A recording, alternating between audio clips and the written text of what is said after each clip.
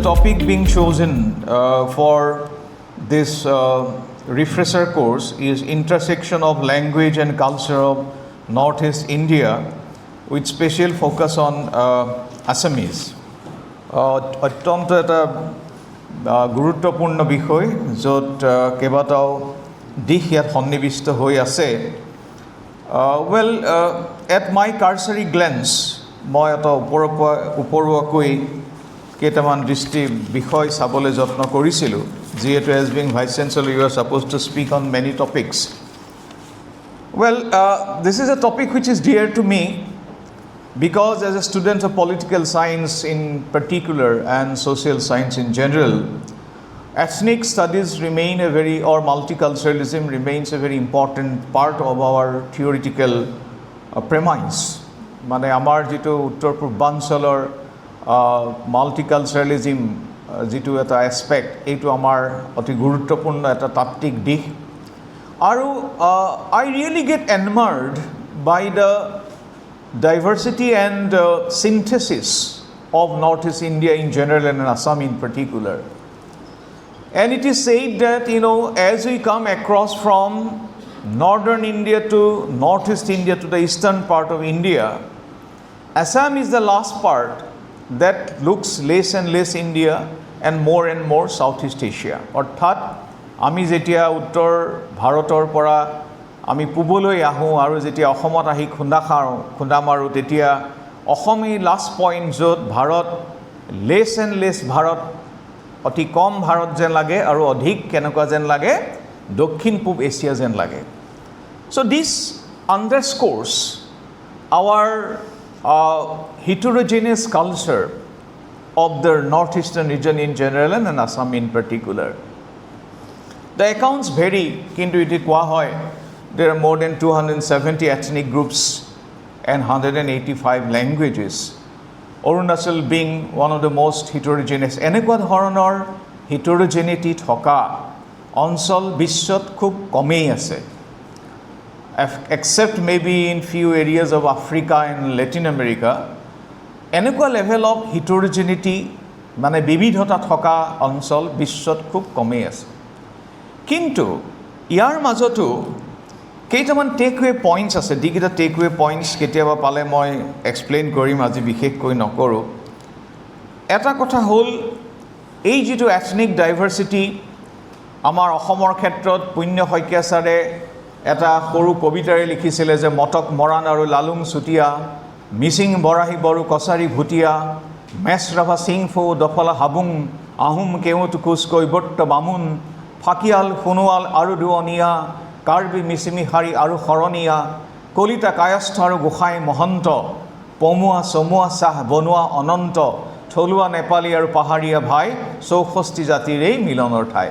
এইটো পুণ্য শইকীয়া ছাৰে আমাৰ ডিগবৈত লিখিছিলে। কবিতাটোৰ নাম আছিলে ৰং মিলিৰ হাঁহি, বিষ্ণুপ্ৰসাদ ৰাভাক লৈ পেলাই লিখিছিলে। মানে এই যিটো আমাৰ যিটো ডাইভাৰ্চিটিটো আচলতে ভালকৈ প্ৰকট কৰিছে। আনকি অৰুণাচলত মই JNUত পঢ়ি থাকোঁতে মোৰ এগৰাকী ৰুমমেট আছিলে, তেওঁ এতিয়া দিল্লীৰ পুলিচ কমিশ্যনাৰ, নামটো ৰবীন হিবু।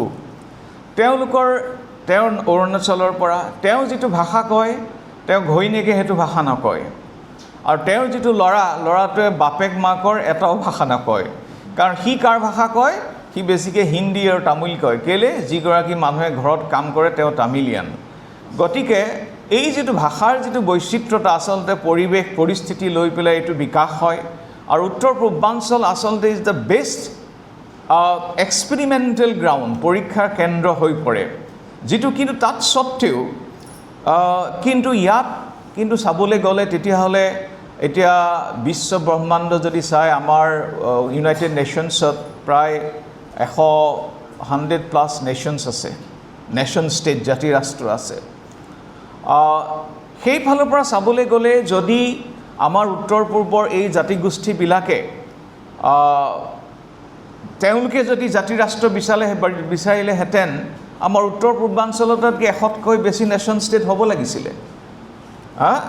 যিটো জ্যোতিপ্ৰসাদ আগৰৱালাই মই খাচিয়া মই জয়ন্তীয়া দফলা আবৰ অকা মই সিংফৌ ভৈয়ামৰ মিৰি সোৱন হিৰিয়া ডেকা বিজয়ী আহোম কছাৰী কোচৰ মেছৰ কুমাৰ মই ৰাজবংশী ৰাভা এই যিটো এটা বৈচিত্ৰতা কৈ গৈছিলে সকলোৱে যদি নিজস্বভাৱে এটা বোলে আমি ভূমিকেন্দ্ৰ এখন লাগে সকলোকে এখন ইণ্ডিপেণ্ডেণ্ট স্বতন্ত্ৰ সাৰ্বভৌম এখন ভূমিকেন্দ্ৰ লাগে সকলোৱে যদি এটো বিচাৰিলেহেঁতেন তেতিয়াহ'লে মই উত্তৰ পূৰ্বাঞ্চলতে এখন কি হ'লহেঁতেন এখন ইউনাইটেড নেশ্যনছ হ'লহেঁতেন কিন্তু তৎসত্ত্বেও ইমান বিবিধতা সত্ত্বেও কিন্তু দেয়াৰ আৰ চাৰ্টেন আণ্ডাৰলাইং ইউনিটি বা এটা এজাম্পশ্যন এটা আছে যাৰ যোগেদি এটা পৰস্পৰৰ ফুলফিলিং কিছুমান কালচাৰেল ট্ৰেইটছ জন্ম হৈছে সেইটো অতি গুৰুত্বপূৰ্ণ গতিকে মই প্ৰথম কথাটো কওঁ North East India is a region diversity without division this is my first প্ৰেমাইজ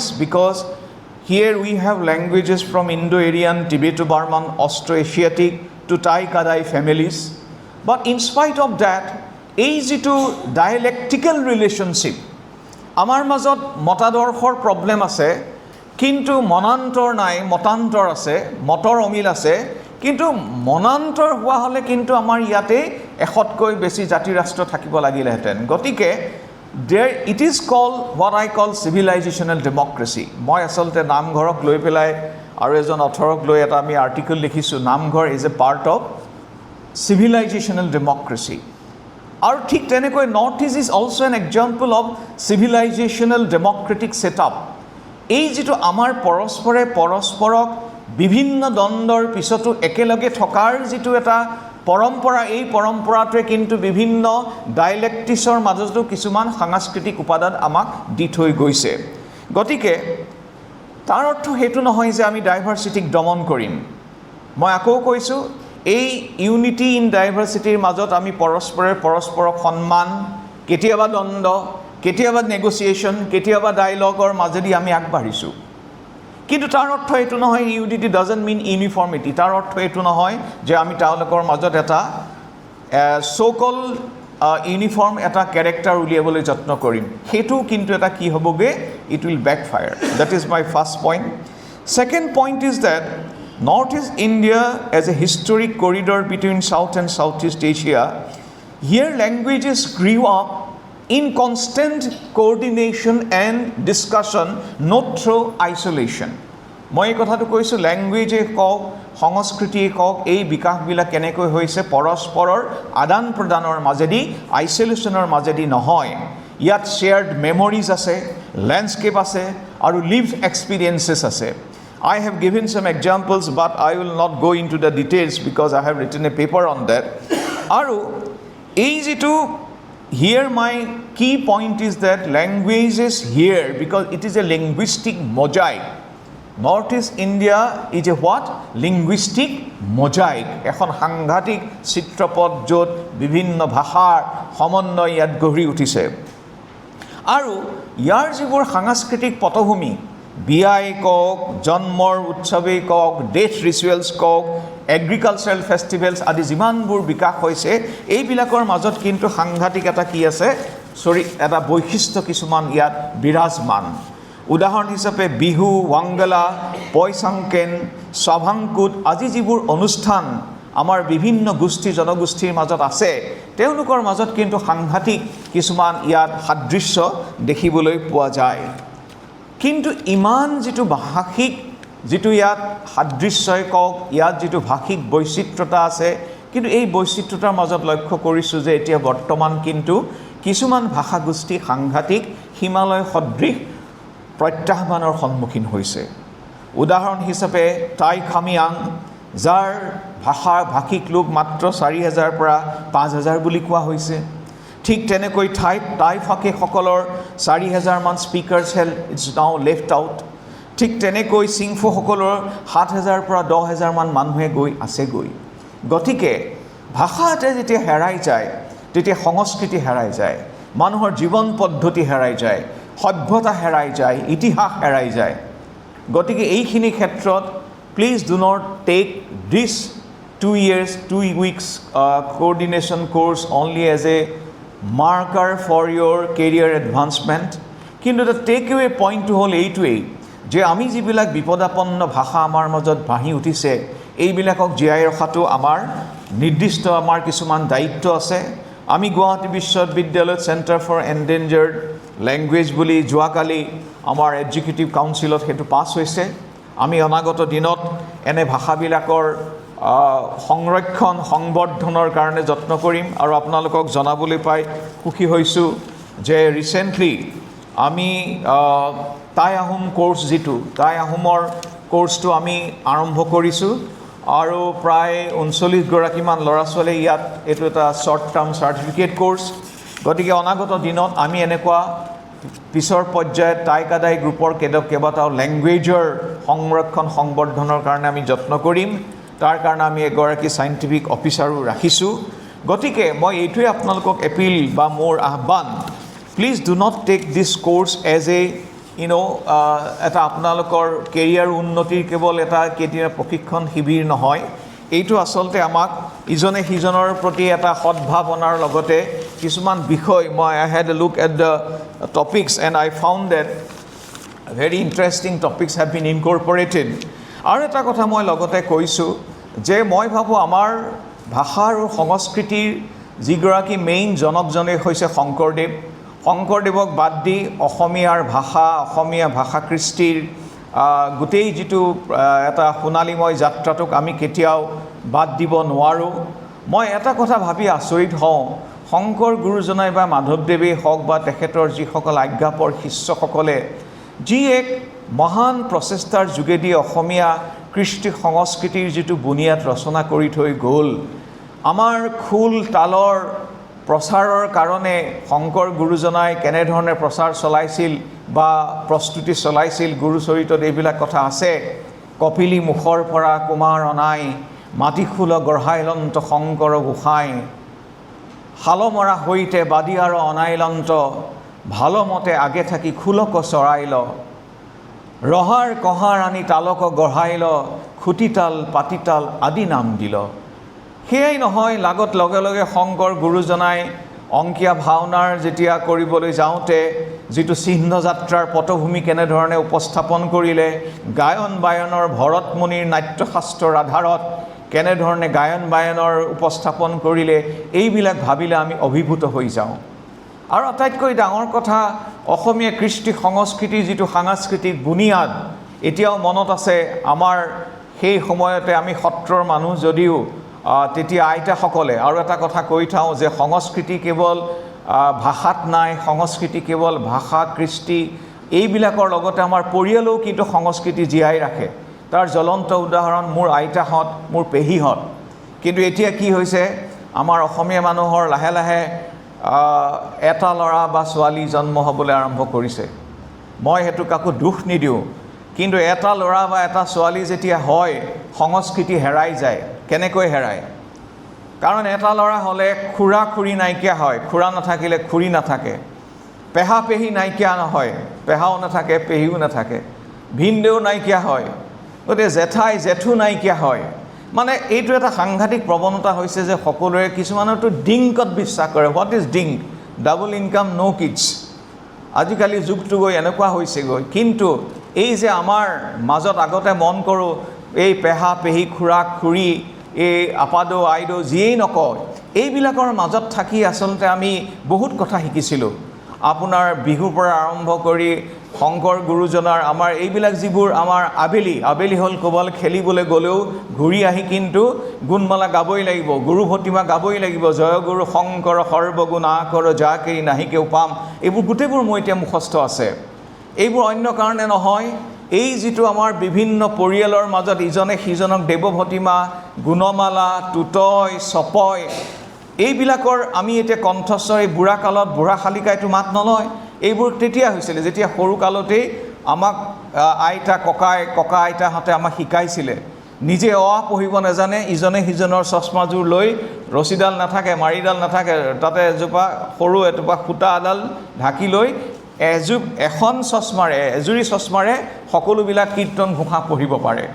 গতিকে মই এটা কথা কৈ সামৰোঁ আৰু বেছি কথা নকওঁ।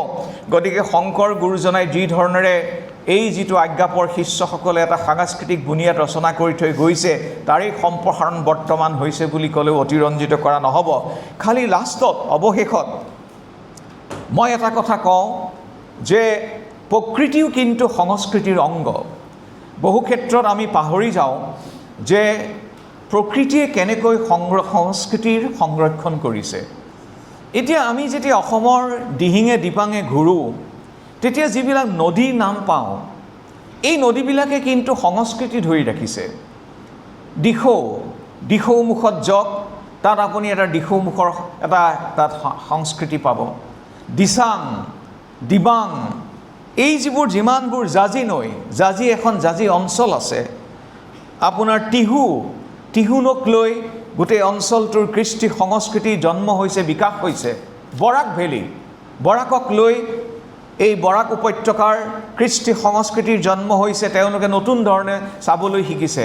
ব্ৰহ্মপুত্ৰ উপত্যকা, আমাৰ লুইতক লৈ, লুইতৰ বলিয়াবান কলৈনো ঢাপলি মেৰিছ, লুইতক লৈ কিমান গান বাজনা আছে।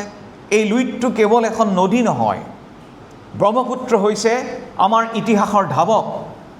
আৰু আপোনালোকক জনাবলৈ পাই সুখী হৈছোঁ যে যোৱাকালি আমি এক্সিকিউটিভ কাৰ্যপাৰী পৰিষদত আৰু এটা আমি প্ৰজেক্ট হাতত লৈছোঁ, সেইটো হৈছে the essence of Brahmaputra civilisation. আমি অসমক ব্ৰহ্মপুত্ৰ সভ্যতাৰ এটা ট্ৰেইলছ এণ্ড এছেন্স চাবলৈ যত্ন কৰিছোঁ। অনাগত দিনত আমি ব্ৰহ্মপুত্ৰ সভ্যতাৰ কৃষ্টি, সংস্কৃতি, বিজ্ঞান, ইয়াৰ যিটো ফ'ক কালচাৰকে ধৰি বিভিন্ন দিশ আমি গুৱাহাটী বিশ্ববিদ্যালয়ে ব্ৰহ্মপুত্ৰ সভ্যতাৰ আধাৰত আমি চাবলৈ যত্ন কৰিম।